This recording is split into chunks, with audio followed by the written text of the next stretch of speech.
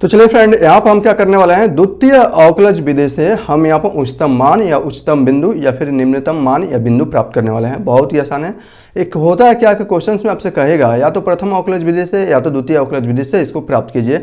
जिससे आपको कहेगा उसी से करना है, हालांकि पूछा नहीं जाता है। अगर आपसे कहे कि द्वितीय अवकलज विधि से उच्चतम मान या बिंदु को प्राप्त कीजिए तो आप द्वितीय अवकलज विधि से करेंगे, अन्यथा प्रथम अवकलज विधि से आपको सबके सभी क्वेश्चंस को करना है।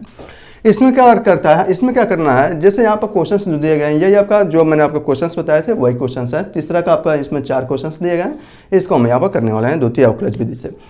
कोई भी एक फलन दिया गया, कोई भी एक फलन दिया जाएगा, फिर उस फलन को आपको एक बार डिफ्रेंशिएट करना है और उसको 0 के बराबर करना है ताकि हम वहाँ से क्रांतिक बिंदु प्राप्त कर सके और हमें उच्चतम बिंदु या उच्चतम मान या फिर निम्नतम बिंदु या मान को प्राप्त कर सके। फिर आपको क्या करना है, वहाँ पर आपके मान लीजिए कुछ मान प्राप्त हो जाएंगे, क्रांतिक बिंदु कुछ प्राप्त हो जाएंगे, फिर आपको उस फलन को 2 बार डिफ्रेंशिएट करना है। डिफ्रेंशिएट करने के बाद उस पॉइंट को यानी कि कार्तिक जो बिंदु मिलेगा आपका, उस कार्तिक बिंदु को आपको क्या करना है, उस डिफरेंशिएबल में रखना है और डबल डिफरेंशिएबल में रखने के बाद से जो मान आता है, मान आपका चाहे पॉजिटिव आएगा या निगेटिव, मान नहीं देखना है कि मान बस आपका निगेटिव आए, फलन का मान अगर निगेटिव आता है तो फलन जो होगा वह उच्चतम बिंदु या मान को प्राप्त करेगा। यदि फलन पॉजिटिव आता है इसका मतलब वो फलन हार्स मान यानी कि क्या होगा, निकटतम न्यूनतम या फिर हम कह सकते हैं बिंदु को या मान को प्राप्त होगा। ठीक है, तो चलिए यहाँ पर मैं आपको एक करके बताता हूँ। जैसे यहाँ पर एक क्वेश्चन दिया गया है h(x) जो आपका यही क्वेश्चन है। ठीक है ना, कैसे करना है ध्यान से आप 1-2 क्वेश्चन को अच्छे से देख लीजिए। तो इस फलन को हम क्या करेंगे, सबसे पहले एक बार डिफ्रेंशिएट करेंगे तो ये हो जाएगा आपका h'(x) और डिफ्रेंशिएबल करने के बाद ये साइन का कॉस हो जाता है और कॉस x का plus sine minus sine x होता है, आगे माइनस है तो ये आपका क्या हो जाएगा, प्लस साइन x हो जाएगा। ठीक है, ओके। इसको हम लोग डिफरेंशिएबल को जो आपका h'(x) है 0 के बराबर करते हैं ताकि हमें यहाँ से कार्तीय बिंदु मिल सके। ठीक है ना, क्रांतिक बिंदु मिल सके। तो यहाँ से 0 के बराबर करेंगे तो ये हो जाएगा आपका cos x और plus sine x equal to 0 और यहाँ से हो जाएगा cos x बराबर माइनस साइन x। ठीक है ना, किसी को भी एक दूसरे के साथ ले आइए तो ये हो जाएगा आपका sine x upon cos x equal to -1। ठीक है, या ये हो जाएगा tan x इक्वल टू ये क्या हो जाएगा, माइनस tan π/4 और हम लोग जानते हैं कि -tan π/4 जो होता है वो आपका निगेटिव किसके चतुर्थांश में होता है, द्वितीय और चतुर्थांश में होता है। तो हम इसको ऐसा भी लिख सकते हैं tan π/2 और प्लस π/4। ठीक है, तो इसका मान हो जाएगा यहाँ से tan x equal to tan, ये कितना होगा, एलसीएम इसका 4 आएगा, 2π ये हो जाएगा 2π और 3π। ठीक है ना, 3π/4 और यहाँ से देखिए एक क्रांतिक बिंदु हमें मिल गया और वो है आपका x बराबर 3π/4। ठीक है ना, एक क्रांतिक बिंदु यहाँ से आपको प्राप्त हो गया है। उसके बाद से आपको क्या करना है, यहाँ से क्रांतिक बिंदु प्राप्त हो गया। अब आपको इसको 2 बार डिफरेंशिएबल करना है। एक बार तो आपने यहाँ से कर दिया, अब अगेन आपको क्या करना है, h'(x) को करना है। ठीक है ना, 2 बार डिफरेंशिएबल करेंगे तो cos x का होता है माइनस साइन x और साइन x का क्या होता है, cos x। ये हो गया है। ठीक है ना, जितने भी क्रांतिक बिंदु मिलेंगे उसको क्या करना है, इस डबल डिफरेंशिएबल में रखना है। तो रख देते हैं x बराबर 3π/4 तो ये हो जाएगा h'(3π/4। ठीक है ना, इसका मान कितना होगा, माइनस साइन 3π/4 और प्लस cos 3π/4।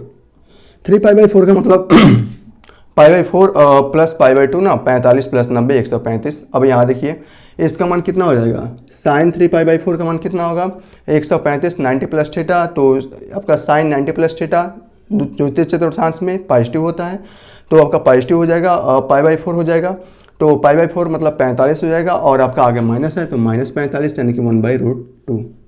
ठीक है ना, इसी प्रकार ये कितना होगा, cos π/2 plus theta minus sine theta तो माइनस कितना होगा, π/4 का मान 1/√2। ठीक है ना, 1/√2। इसका मान रखेंगे तो ये -2 अपान √2 आ रहा है। इसका मतलब ये कितना आ रहा है, -√2 आ रहा है। तो h'(3π/4) इसका मान क्या आ गया, यहाँ से -√2 आ गया। ठीक है ना, ये कुछ भी आए, हमें इसके मान को नहीं देखना है, हमें ये देखना है कि π/4 पर 3π/4 जो आपका आया है 3π/4 पर एच डबल डैश एक्स यानी कि डबल डिफरेंशिएबल का फलन का मान निगेटिव आ रहा है कि पॉजिटिव आ रहा है, बस आपको ये देखना है। ये नहीं देखना है कि √2 आ रहा है या कुछ भी है, हमें उससे कोई मतलब नहीं है, बस ये निगेटिव आ रहा है कि पॉजिटिव आ रहा है, हमें ये देखना है। तो यहाँ पर क्या आ रहा है, फलन का मान निगेटिव आ रहा है। निगेटिव आ रहा है तो क्या होगा, आपका उच्चतम होगा, ठीक है ना। इस पॉइंट पर इस फलन का मान क्या होगा, उच्चतम होगा, बस आपको ये देखना है। निगेटिव आ रहा है तो न्यूनतम मत कर दीजिएगा, निगेटिव पर आपका उच्चतम हो जाता है, पॉजिटिव पर आपका क्या होता है, न्यूनतम हो जाता है, ठीक है ना। तो ये निगेटिव आ रहा है ना, तो हम यहाँ पर क्या लिखेंगे, यहाँ पर एक्स, सॉरी ये तो चल ही नहीं रहा, ये लिखेंगे x बराबर किस पर, 3π/4 पर किसका मान, h डबल डोज 3π/4 यानी कि x का मान हम कर सकते हैं, x का चिन्ह क्या आ रहा है आपका, निगेटिव आ रहा है, ठीक है ना, निगेटिव आ रहा है, ठीक है ना। अतः यह कौन सा होगा, उच्चतम बिंदु को प्राप्त करेगा या न्यूनतम बिंदु को, उच्चतम बिंदु को प्राप्त करेगा। अतः x बराबर 3π/4, ठीक है ना, 3π/4 ये क्या होगा, स्थानीय उच्चतम बिंदु को प्राप्त करेगा, ठीक है ना, बिंदु को प्राप्त करेगा, प्राप्त होगा, आप ये भी लिख सकते हैं। हमें यहाँ पर न्यूनतम बिंदु और न्यूनतम या उच्चतम बिंदु या मान को प्राप्त करना था, तो आपका बिंदु कौन सा मिल गया, 3π/4। अब इस 3π/4 का मान आप इक्वेशन नंबर 1 में रख सकते हैं, ठीक है ना। तो इसका मान कितना होगा, अगर उच्चतम मान पूछे तो उच्चतम मान आप यहाँ से फाइंड आउट कर सकते हैं। उच्चतम मान कितना हो जाएगा, और साइन 3π/4 और आपका क्या है, माइनस कॉस 3π/4, इसका मान कितना आता है, 1/√2, और कितना इसका मान आता है, सॉरी 3π/4 का मतलब π/2 प्लस π/4, इसका मतलब cos π/4 1/√2, अच्छा ये क्या है, माइनस है ना, और इसका मान हो जाएगा प्लस 1/√2, ठीक है ना। cos 3π/4 का मतलब दूसरे चतुर्थांश में, दूसरे चतुर्थांश में cos निगेटिव होता है, तो साइन आपका निगेटिव हो जाएगा, ऑलरेडी निगेटिव है तो ये पॉजिटिव हो जाएगा, और इसका मान कितना आएगा, 2/√2, और ये हो जाएगा आपका √2, और ये आपका आंसर हो जाएगा। हमने पहले भी प्रूफ किया था, जो आपका सत्य था, ठीक है। इसी प्रकार आपको क्या करना है, इसको भी प्रूफ करना है। तो इसको प्रूफ करने के लिए सॉरी यार, ये कौन सा हम लोग कर दिए हैं, यही ये वाला हम लोग कर दिए हैं, ठीक है ना। सॉरी ये इसका देखिए ना, 0 से 2π है ना, तो यहाँ जो मान आया है आपका 3π/4 वो आपका क्या है, 0 से 2π के बीच में है ना, ओके। तो इसके लिए यह था। अब इसके लिए आप करेंगे 0 से क्या है, π/2 के लिए, तो ये आपका 0 से ये आपका पाई और /2 हो जाएगा, ठीक है ना। और फलन आपका यहाँ पर बस पॉजिटिव आ गया है। इसको कैसे करेंगे, इसको भी सेम है, इसको डिफ्रेंशिएट करेंगे सबसे पहले एक बार। डिफ्रेंशिएट करेंगे तो क्या होगा, sin x का क्या होता है, cos x, और cos x का क्या होता है, माइनस sin x, तो ये माइनस sin x हो जाएगा, ठीक है। उसके बाद से क्या करना है आपको, इसको 0 के बराबर करना है, ताकि हमें क्रांतिक बिंदु प्राप्त हो सके। हमने इसको 0 के बराबर किया, तो ये भी आपका क्या हो जाएगा, यहाँ से माइनस sin x, और ये हो जाएगा cos x बराबर sin x, ये हम कह सकते हैं sin x बराबर sin x अपन cos x बराबर 1 हो जाएगा, और यहाँ से tan x बराबर क्या हो जाएगा, 10π/4 हो जाएगा। तो यहाँ से x का मान क्या हो जाएगा, तो यहाँ से हो जाएगा tan x बराबर 10π/4, तो यहाँ से x बराबर क्या हो जाएगा, π/4। यहाँ पर एक क्रांतिक बिंदु मिल गई, x बराबर π/4, आप यहाँ से देख रहे हैं एक क्रांतिक बिंदु मिल गई ना। अब इसको हमें क्या करना है, 2 बार डिफ्रेंशिएट करना है। किसको, h डैश x है ना, एक बार डिफ्रेंशिएट कर रहे हैं, इसको दोबारा करेंगे तो cos x का माइनस sin x और sin x का cos x, और ये भी आपका क्या हो जाएगा, निगेटिव में आ जाएगा, ठीक है। तो यहाँ देखिए इस किस पॉइंट पर अब हम क्या करेंगे, जो हमने 2 बार डिफ्रेंशिएट किया है, जो क्रांतिक बिंदु आया है उसमें रखेंगे x के जगह पर। तो यह h किया है आपका π/4, ये है आपका, ठीक है, ओके। इक्वल टू ये क्या हो जाएगा आपका sin π/4 प्लस cos π/4, और ये आपका बीच में निगेटिव लग जाएगा, ठीक है। sin π/4 का मान कितना होता है, 45 का मान 1/√2, तो माइनस 1/√2, और इसका भी मान कितना आएगा, माइनस 1/√2, ठीक है ना। यहाँ तक कोई प्रॉब्लम नहीं है। इसको जब आप करेंगे तो -2/√2 इक्वल टू क्या आ रहा है, -√2 आ रहा है, ठीक है। यहाँ से आप देख रहे हैं कि h डबल डैश x का मान क्या आया है, -√2। मान नहीं देखना है क्या आ रहा है, बस ये देखना है कि फलन ऋणात्मक है या धनात्मक है। तो यहाँ से देख रहे हैं कि जो फलन है वो आपके ऋणात्मक आ रहे हैं, तो सेम कंडीशन ये भी हो जाएगा, x बराबर पाई बाई 4 पर h डबल डैश x का मान अगर f में होगा तो f में कर सकते हैं, h में है तो h में कर सकते हैं।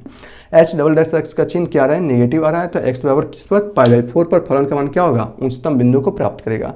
तो उच्चतम मान उच्चतम बिंदु को प्राप्त करेगा, तो पाई बाई 4 इसका उच्चतम बिंदु होगा और यहाँ से उच्चतम मान प्राप्त करना चाहते हैं तो साइन पाई बाई 4 और प्लस क्या है कास पाई बाई 4, यहाँ पर क्या हो जाएगा प्लस कास बाई 4, ठीक है ना। तो 1/√2 प्लस 1/√2 2/√2 इक्वल टू √2, ये आपका आंसर हो जाएगा, ठीक है। ऐसे क्वेश्चंस को द्वितीय अवकलज विधि से करना होता है, आसान है, बहुत आसान है। चलिए एक क्वेश्चंस में आपका ये भी बताता हूँ।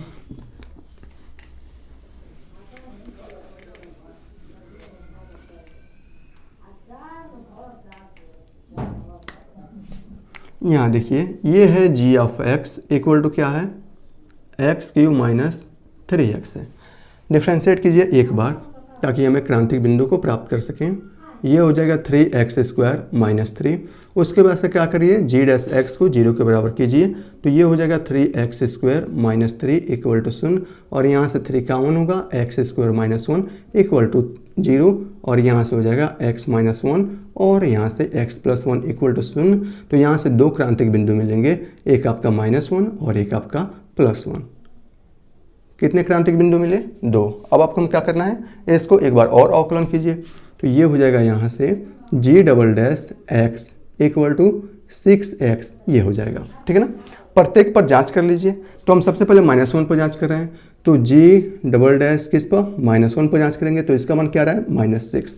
अतः -1 पर किस पॉइंट पर, -1 पर फलन का मान क्या आ रहा है, नेगेटिव आ रहा है, तो फलन क्या होगा, उच्चतम बिंदु को प्राप्त करेगा, ठीक है ना। तो x इक्वल टू क्या -1 पर g of x, g double dash x क्या आ रहा है, नेगेटिव आ रहा है, नेगेटिव का मतलब 0 से छोटा आ रहा है, ठीक है ना। अतः फलन क्या होगा, उच्चतम बिंदु को प्राप्त करेगा। अतः x बराबर -1 क्या होगा, उच्चतम बिंदु होगा।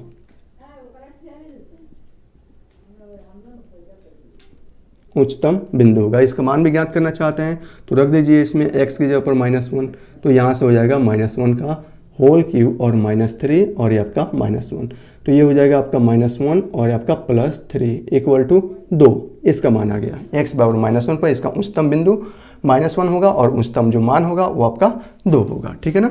अब हम किस पर 1 पर जांच कर ले, जब x बराबर 1 करेंगे पर g डबल डैश x का मान क्या आ रहा है, यहाँ से देख लीजिए क्या आ रहा है 6 और गुणा -6 गुणा 1 इक्वल टू क्या आ रहा है 0। तो g डबल डैश x का मान क्या आ रहा है, इस 6 आ रहा है, अतः हम कह सकते हैं कि x बराबर 1 पर, ठीक है ना, g डबल डैश x का मान 6 मतलब पॉजिटिव आ रहा है, इसका मतलब ग्रेटर देन 0, ठीक है ना। तो x बराबर 1 जो होगा इस पर मान पॉजिटिव आ रहा है, इसका मतलब क्या होगा कि फलन इस पॉइंट पर क्या होगा, न्यूनतम होगा और ये आपका न्यूनतम बिंदु होगा, ठीक है ना। अतः x बराबर 1 आपका न्यूनतम बिंदु होगा, वह न्यूनतम मान फलन में x बराबर 1 रख दीजिए, तो आपका g1 इक्वल टू क्या हो जाएगा 1 का क्यूब और -3 और यहाँ से 1, तो 1 - 3 इक्वल टू क्या हो जाएगा -2 होगा, ठीक है ना। यही आपका आंसर हो जाएगा। तो आप देख रहे हैं कि डबल यानी कि द्वितीय अवकलज विधि से कैसे हम लोग उच्चतम बिंदु या उच्चतम मान को प्राप्त करते हैं, कैसे ज्ञात करते हैं, सबका कॉन्सेप्ट एकदम समान है। यहाँ देखिए, यहाँ आपका x² दिया गया है, ठीक है ना। मैं थोड़ा सा समझा देता हूँ आपका।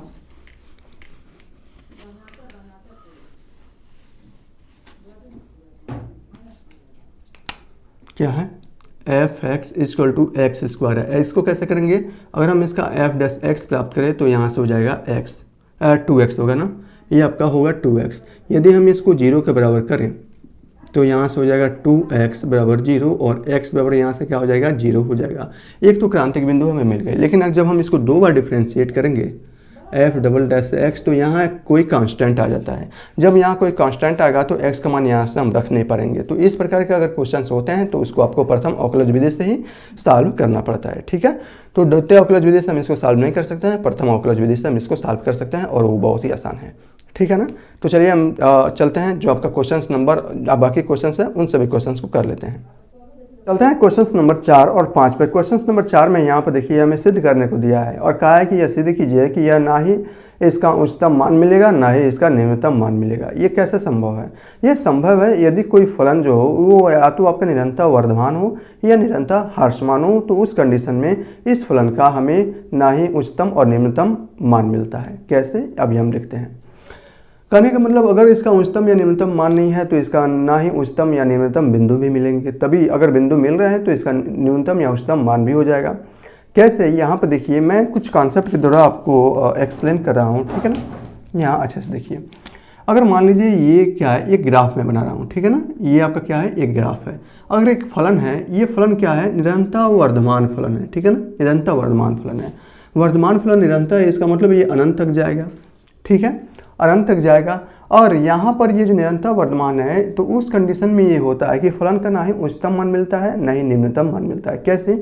अगर हम इसका उच्चतम देखें तो उच्चतम मान लीजिए यहाँ पर उच्चतम माने तो इससे ऊंचा आपका ये हो जाएगा, चूंकि इससे ऊंचा भी आपका ये बिंदु मिलेगा, इससे ऊंचा आपका ये बिंदु मिलेगा, उससे भी ऊंचा आपका ये बिंदु मिलेगा, इससे ऊंचा आपका ये बिंदु मिलेगा। चूंकि ये वर्धमान फलन है तो ये आगे भी बढ़ता जाएगा, और ये फलन कहाँ तक बढ़ रहा है? अनंत तक बढ़ रहा है। तो अनंत तक बढ़ रहा है तो इसका उच्चतम मान हम लोग फाइंड आउट नहीं कर सकते। ना ही अगर ह्रासमान के केस में देखा जाए तो ह्रासमान के केस में ना ही हम इसका निम्नतम मान ज्ञात कर सकते हैं, क्योंकि ह्रासमान के केस में भी आपका निरंतर ह्रासमान चले के केस में ये बनेगा। निरंतर ह्रासमान के केस में अब इसका अनंत बिंदु तो हम कहाँ फाइंड आउट कर सकते हैं? छोटा से छोटा बिंदु, ठीक है। तो ये हो सकता था, ये आपका उच्चतम और निम्नतम मान आप ज्ञात कर सकते थे। कब?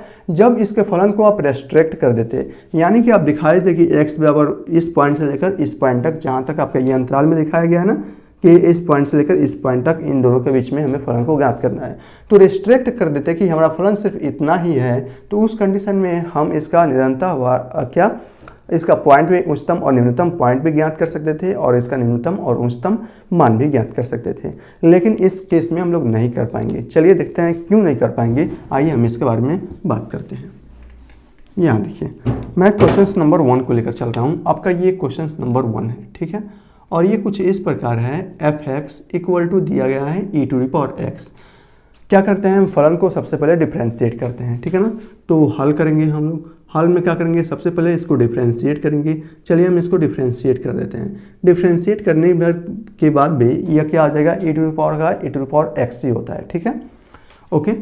अब उसके बाद से हम क्या करते हैं? क्रांतिक बिंदु के लिए हम क्या करते हैं? f' का मान 0 के बराबर करते हैं। लिखना कैसे है मैंने आपको बता दिया है, तो वहाँ से आप लिख लीजिएगा। मैं यहाँ पर डायरेक्ट लिख रहा हूँ, ठीक है ना। इसके नीचे लिखना पड़ता है क्रांतिक बिंदुओं के लिए f' का मान 0 के बराबर होता है। तो यहाँ से f' का मान क्या है? e⁻x है, हम इसको 0 के बराबर कर देते हैं। अब आप x का कोई भी मान उठाइए, कोई भी मान उठाइए, चाहे आपका नेगेटिव हो चाहे आपका पॉजिटिव हो, इसका मान 0 के बराबर कभी आ ही नहीं सकता है, ठीक है ना। तो x का कोई भी मान दिए गए समीकरण को यह संतुष्ट नहीं कर सकता है। अतः यह फलन ना ही, इस फलन का ना ही ना ही उच्चतम और ना ही निम्नतम मान ज्ञात किया जा सकता है, ठीक है ना। नीचे आप क्या लिखेंगे? यहाँ पर हियर, यहाँ x का कोई भी मान, चाहे आपका नेगेटिव हो चाहे आपका पॉजिटिव हो, कोई भी मान दिए गए समीकरण को संतुष्ट नहीं कर सकता, दिए गए समीकरण को संतुष्ट नहीं करता।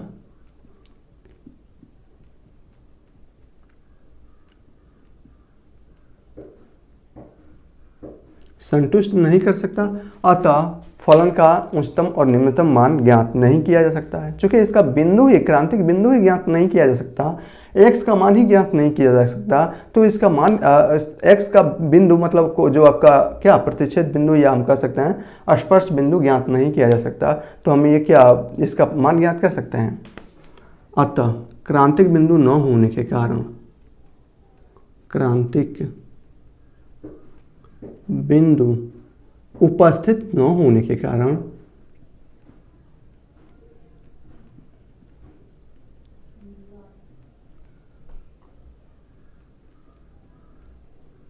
फलन का उच्चतम और निम्नतम मान नहीं होगा। फलन का उच्चतम व निम्नतम मान ज्ञात नहीं किया जा सकता।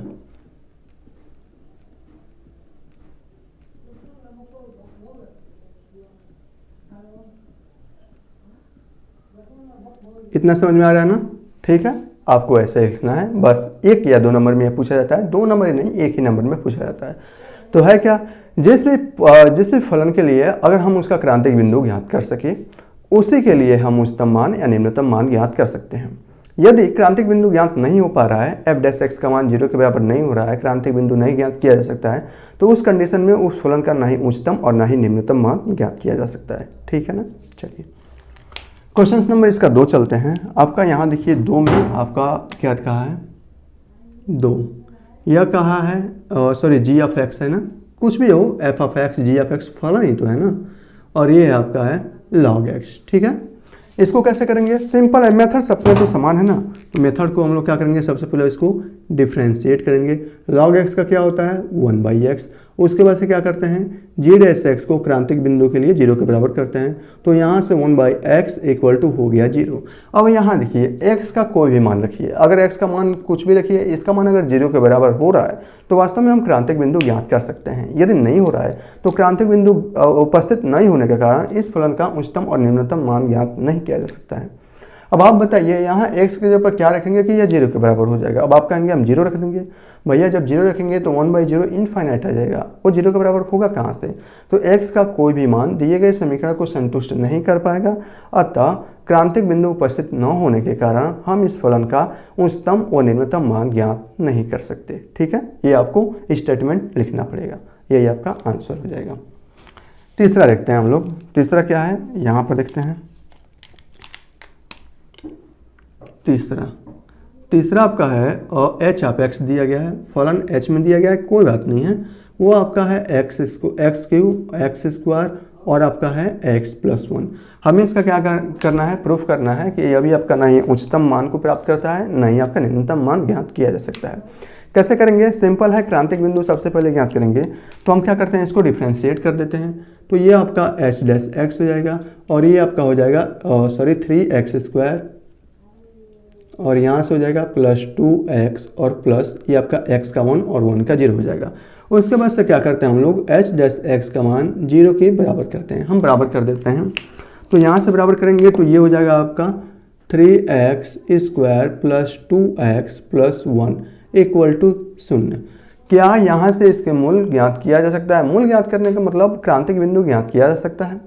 अब यहाँ देखिए हमने द्विघात समीकरण में हमने पढ़ा था, यदि b² - 4ac का मान <0 है तो उस कंडीशन में इसके मूल उपस्थित होते हैं, उस कंडीशन में हम इसका मान ज्ञात कर सकते हैं। यदि b² - 4ac का मान 0 से बड़ा आता है तो उस कंडीशन में हम इसका मूल ज्ञात नहीं कर सकते हैं और इसके मूल काल्पनिक होते हैं। तो यहाँ से देखिए अगर हम बात करें हेयर में तो a बराबर क्या है 3 है, b बराबर 2 है और c बराबर 1 है। अगर हम यहाँ से b² - 4ac का मान फाइंड आउट करें तो b² का मान हो जाएगा b दूना 4 और -4 और 4 4a का मान क्या है 3 और c का मान क्या है 1, तो ये हो जाएगा 4 - 12 इक्वल टू क्या आ जा रहा है -8। सॉरी ये आपका क्या होता है >0 होता है। ठीक है ना। यदि b² - 4ac का मान 0 से बड़ा आता है तो उसके मूल वास्तविक होते हैं और उसका मूल फाइंड आउट कर सकते हैं। यदि b² - 4ac का मान क्या आ जाए 0 से छोटा आ जाए तो उस 0 से छोटा का मतलब निगेटिव हो जाए तो उस कंडीशन में हम इसका मूल ज्ञात नहीं कर सकते हैं, इसके मूल जो होते हैं काल्पनिक होते हैं और काल्पनिक मूलों के लिए हम इसका उच्चतम और निम्नतम मान ज्ञात नहीं कर सकते हैं। ठीक है ना। तो इसका जो मूल होंगे वो आपके काल्पनिक होंगे और काल्पनिक मूल के लिए वास्तविक उच्चतम और निम्नतम बिंदु ज्ञात नहीं किया जा सकता है। ठीक है, ऐसा आपको स्टेटमेंट में लिखना है और ये आपका प्रूफ हो जाएगा। ठीक है, तो ये था प्रूफ करने वाला, तीनों क्वेश्चंस को हमने प्रूफ कर दिया। ठीक है, चलिए हम क्वेश्चन नंबर 5 पे चलते हैं। क्वेश्चन नंबर 5 जो भी दिया गया है ये बहुत ही अच्छा क्वेश्चन है। इसमें से क्वेश्चन ना के बराबर पूछे जाते हैं, तो आप कहेंगे जब क्वेश्चन ना के बराबर पूछे जाते हैं तो ये अच्छा क्यों हुआ? अच्छा इसलिए हुआ कि इसमें ज़्यादा तामझाम नहीं है। ठीक है, पूछा है आपका निरपेक्ष उच्चतम मान या निरपेक्ष निम्नतम मान पूछा है। ठीक है ना, निरपेक्ष उच्चतम या निम्नतम मान पूछा है, दोनों पूछा है। अब निरपेक्ष की बात आ गई, इसका मतलब तुलना की बात कर रही है। तुलना किसमें? निरपेक्ष उच्चतम की बात पूछे तो सबसे उच्चतम बिंदु को पूछ रहा है या जिस पर फलन का मान सबसे अधिक होगा। निरपेक्ष निम्नतम पूछ रहा है, इसका मतलब सबसे मतलब यह उस पॉइंट को चूज करने को बोल रहा है, उस पॉइंट को ज्ञात करने के लिए बोलता है जिस पर फलन का मान सबसे कम होगा। ठीक है ना। कैसे फाइंड आउट करेंगे, सिंपल है, 2-3 स्टेप में हो जाएगा। सबसे पहले करने की विधि समान है। सबसे पहले हम क्रांतिक बिंदु फाइंड आउट करेंगे। क्रांतिक बिंदु पर देखेंगे, फाइंड आउट करेंगे और देखेंगे क्या वो दिए गए अंतराल के लिए अंतराल में बिलोंग करता है या नहीं करता है। यदि करता है तो उस क्रांतिक बिंदु पर फलन का मान क्या होगा। फिर आपका ये क्या है, क्लोज इंटरवल है, यानी कि -2 पर भी फलन का मान क्या होगा और 2 पर भी f' का मान क्या होगा, हमें ये देखना है, ठीक है ना। f' का मान नहीं, f(x) का मान क्या होगा। f' क्यों करेंगे, स्पर्शरेखा की प्रवणता थोड़ी फाइंड आउट करनी है, ठीक है ना। ये सिंपल सा है। यहाँ देखिए, ये क्यों आपसे कहा है कि जब भी आपका निरपेक्ष उच्चतम या निरपेक्ष निम्नतम आपसे जब भी कहा जाएगा तो फलन के साथ साथ वह आपका अंतराल देगा और ये 100% देगा। अगर ये नहीं देता है तो कुछ ना कुछ गड़बड़ है। क्यों देगा, निरपेक्ष उच्चतम का मतलब ये हाईएस्ट पॉइंट पूछ रहा है। हाईएस्ट का मतलब सबसे अधिकतम मान, ठीक है ना। मैं थोड़ा एग्जाम्पल के लिए आपको समझा रहा हूँ, यहाँ अच्छे से आप समझ जाइएगा। कोई है क्या, यहाँ देखिए, अगर मान लीजिए यह आपके पास क्या है, एक ग्राफ मैं बना रहा हूँ, ठीक है ना। यह ग्राफ कुछ आपका इस प्रकार है, ठीक है। यह इस ग्राफ का, चलिए ये जा रहा है, ठीक है ना। क्या है, यह इसका क्रांतिक बिंदु होगा, ठीक है ना। अगर ये निरपेक्ष उच्चतम मान पूछ रहा है, इसका मतलब वो अधिकतम मान क्या होगा जिस पर फलन का, जिस पर क्या होगा, इसका हम लोग निरपेक्ष उच्चतम मान ज्ञात कर सकते हैं। तो यहाँ से देखिए, यहाँ तो फलन का मान घट रहा है, फिर यहाँ से फलन का मान बढ़ना शुरू हुआ है। तो उच्चतम बिंदु के लिए हमें वर्धमान देखना पड़ता है, और वर्धमान में उच्चतम कहाँ मिलेगा, ये तो अनंत तक जा रहा है ना, अनंत तक जा रहा है। तो अनंत के लिए हम लोग ज्ञात नहीं कर सकते, इसलिए क्या किया है, यह इसके क्रांतिक बिंदु को क्या कर दिया है, रेस्ट्रिक्ट कर दिया है कि आपको क्या करना है कि इस अंतराल से लेकर इस अंतराल में ज्ञात करना है। तो यह अंतराल यह देगा और यह जरूर देगा, ठीक है ना। जैसे अगर मैं बात करूँ sin x का, sin x का ग्राफ कैसे बनता है आपका, sin x का ग्राफ कुछ ऐसे बनता है। तो sin x में तो फिक्स है कि इसका हाईएस्ट यानी कि उच्चतम मान +1 क्या होता है, उच्चतम मान इसका +1 होता है और इसका निम्नतम मान कितना होता है, -1 होता है। तो sin x में यह इन्फिनिटी अनंत तक जाए, हमें उसका कोई प्रावधान नहीं है। sin x का ग्राफ और cos x का ग्राफ, उन दोनों के लिए उच्चतम बिंदु +1 और -1 निम्नतम बिंदु होता है, ठीक है ना। लेकिन और कोई फलन बन जाए जिसमें उसका क्या ग्राफ अनंत तक जाए, तो बाकी के लिए तो, इसके लिए तो समान है लेकिन बाकी के लिए तो कठिन हो जाएगा ना। इसलिए इसका जो मान देगा वो क्या कर देगा, आपका रेस्ट्रिक्ट कर देगा कि इस पॉइंट के अंतर्गत आपको ज्ञात करना है, ठीक है, समझ में आया। तो चलिए हम इसको ज्ञात करते हैं। तो आप कहेंगे अब हम करेंगे कैसे इसको, एकदम आसान है, बिल्कुल आसान है। आसान कैसे है, यहाँ देखिए सिंपल सा, मैं यहाँ पर पहला क्वेश्चन ले रहा हूँ, 5वां का, ये आपका पहला क्वेश्चन है।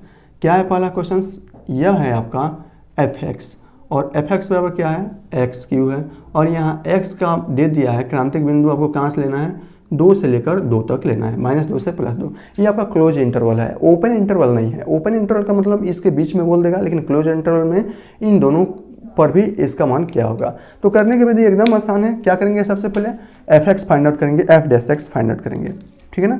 तो हल आपको भी सेम करना है, जैसा मैं लिखवा रहा हूँ वैसे भी आपको लिख लेना है। तो ये आपका f'(x) होगा।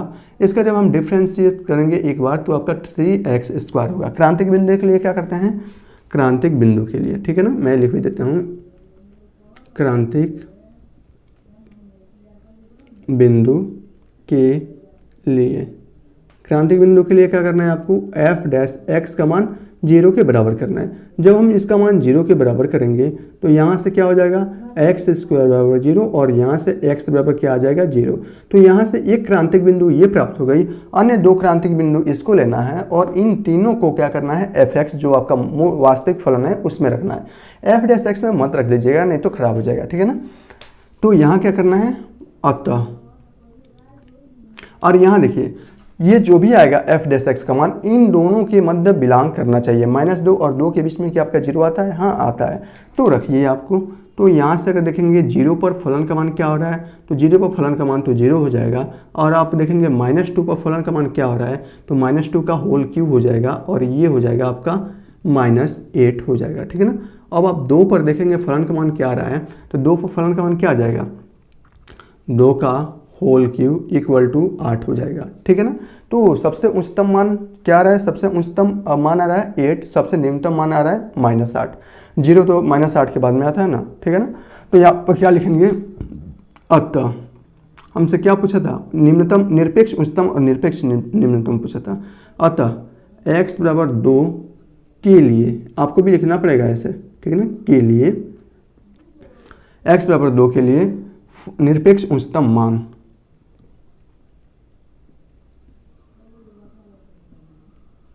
के लिए नहीं, x बराबर 2 पर, ठीक है ना, x बराबर 2 पर, क्योंकि 2 जो है आपका क्रांतिक बिंदु है।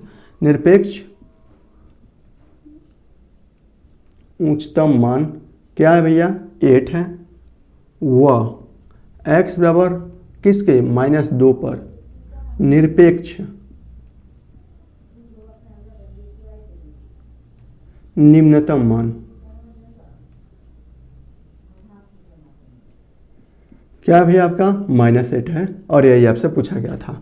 तो इसमें बिंदु नहीं पूछा है, सिर्फ आपका निरपेक्ष उच्चतम और निरपेक्ष निम्नतम मान पूछा है, और आप यहाँ से फाइंड आउट कर सकते हैं। ठीक है, कुछ है क्या, कुछ नहीं है। इसी प्रकार अगर हम क्वेश्चन नंबर दूसरा को देखते हैं, दूसरा 5 का दूसरा, ये क्या है आपका fx, ठीक है ना, fx इक्वल टू क्या है, sin x और प्लस cos x, और यहाँ देखिए x का मान रेस्ट्रिक्ट कर दिया है, क्या, 0 से पाई के मध्य ज्ञात करना है, यानी कि जो भी क्रांतिक बिंदु निकलेगा वो आपका 0 से पाई के बीच में होनी चाहिए। ठीक है, कहने का मतलब इसका है। क्या करते हैं हम लोग, सबसे पहले इसका डिफ्रेंशिएट करते हैं, करेंगे तो क्या हो जाएगा, sin x का cos x और cos x का माइनस sin x हो जाएगा। उसके बाद से क्या करते हैं, f डैश x को 0 के बराबर करते हैं ताकि हम क्रांतिक बिंदु को प्राप्त कर सकें, और यहाँ से हम लोग क्या करते हैं, cos x, f dash x का मान क्या है, cos x minus sin x, और ये हो जाएगा 0, तो यहाँ से हो जाएगा cos x बराबर sin x, और यहाँ से हो जाएगा cos x अपान sin x। आप चाहे तो इसे 10 में भी बना सकते हैं, इक्वल टू 1, तो ये हो जाएगा आपका 10x इक्वल टू 1 को क्या लिख सकते हैं, 10 π/4, तो यहाँ से x बराबर क्या आ गया, π/4 आ गया। ठीक है ना, तो यहाँ से एक तो क्रांतिक बिंदु आ गया। अब हमें ज्ञात किस पर करना है, π/4 पर भी ज्ञात करेंगे, 0 और पाई पर भी ज्ञात करेंगे। ठीक है ना, तो किस पर ज्ञात कर ले, सबसे पहले π/4 पर भी ज्ञात कर लेते हैं। तो fx का मान जो भी है उसमें क्या करेंगे, फलन जो भी है x के ऊपर π/4 रखेंगे, तो ये हो जाएगा sin π/4 और प्लस cos π/4। π/4 का मतलब 45 होता है, तो ये आपका 1/√2 और 1/√2, ये कितना होगा 2/√2, और इसका मान आ गया √2। ठीक है, अब किस पर ज्ञात कर ले, हम लोग 0 पर भी ज्ञात कर लेते हैं, तो sin 0 प्लस cos 0, sin 0 का मान 0, cos 0 का मान 1, तो ये आपका 1 आ गया। ठीक है, अब हम किस पर ज्ञात कर ले, आपका पाई पर भी ज्ञात कर लेते हैं। पाई पर इसका मान देखेंगे तो सब के सब एक देखिए क्लोज इंटरवल में है, पाई में ज्ञात करेंगे तो यह हो जाएगा आपका sin पाई और प्लस ये हो जाएगा cos पाई, sin पाई -1 हो जाएगा। अब क्या बचा आपका 0 हो गया, π/4 और पाई हो गया। ठीक है ना, तो न्यूनतम मान किस पर है, न्यूनतम मान अब देखेंगे तो पाई पर इसका मान न्यूनतम होगा, और मैक्सिमम मान मतलब उच्चतम मान किस पर आएगा, π/4 √2, जो 1 से बड़ा है ना तो √2 हो जाएगा। तो नीचे यहाँ पर क्या लिखा जाएगा, यही लिखेंगे आप लोग, x बराबर पाई पर फलन का न्यूनतम मान -1 मिल रहा है, और x बराबर π/4 पर इस पर उच्चतम मान √2 हो जाएगा, जिसका मान 1.414 होता है, और उससे चूँकि √2 अपर में संख्या ना और आगे भी बढ़ता जाता है, लेकिन यह 1 से तो बड़ा है ना, तो उच्चतम मान सबसे इस पर मिल जाएगा π/4 पर, और पाई पर इसका न्यूनतम मान मिल जाएगा। ठीक है, चलिए बस आपको सेम लिखना, आपको सेम ऐसे है। ठीक है ना, यहाँ पर आपको क्या करना है ना, सब में ऐसे बराबर लगाते जाना है। ठीक है ना, ताकि पता चले इसके बाद हम ये लिखे हैं और ये आपका हो जाएगा, सभी में ऐसे करना है। ठीक है, चलिए ये चलते हैं, थोड़ा सा हम यहाँ से देख लेते हैं। कुछ भी डाउट हो आप पूछ सकते हैं, कमेंट कीजिए, पूछिए, कुछ भी डाउट हो कहीं से भी, कोई भी क्वेश्चन हो, चाहे किसी भी क्लास का हो, वो आप पूछ सकते हैं। तीसरा यहाँ देखिए, तीसरा में ये दिया गया है fx, और fx इक्वल टू क्या है 4x और -1/2, और आपका यह x², और यहाँ से देखिए x बिलोंग्स टू कहाँ से कहाँ तक, -2 से लेकर 9/2 यहाँ तक बिलोंग करता है। क्या करेंगे, सबसे पहले हम इसका डिफ्रेंशिएट करेंगे, यह हो जाएगा आपका 4 और माइनस ये हो जाएगा 2x और /2।